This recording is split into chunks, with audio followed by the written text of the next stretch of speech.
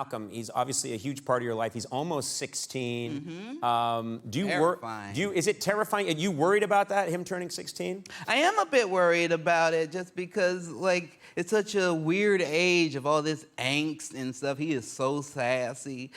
He is a good kid, but he is a sassy boy. And I know, like, I was able to become the things that I've become. Like, I am a good comedian, an actor, and it's because I had to overcome a lot of struggle. My dad wasn't there when I was around, you know. And you had a really rough childhood. yeah, I'm a single parent and a lot of struggle and financial hardship. And I'm just looking at my son, I'm like, there's just no way he's gonna grow up to be a great human being. I've been too good of a father.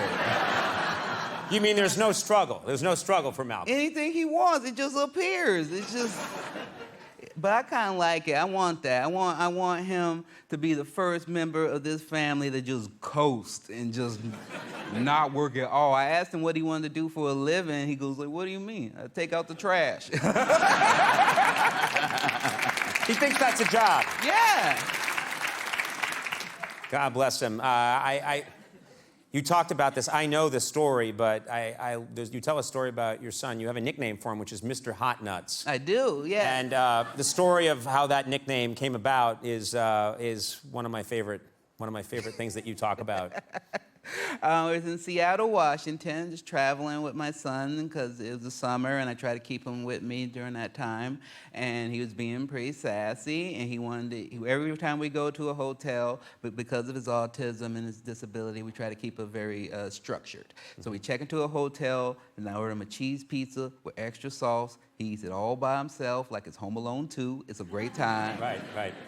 But this time, he didn't want to wear pants. He didn't want to wear underwear. He was just leaning back. I'm like, put some pants on. He's like, no. And I was just like, I'm just going to watch what happens.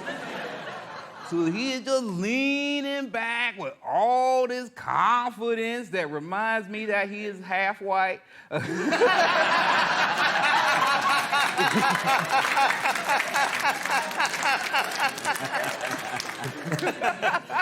Half the cheese and sauce starts to slide off, and it lands directly.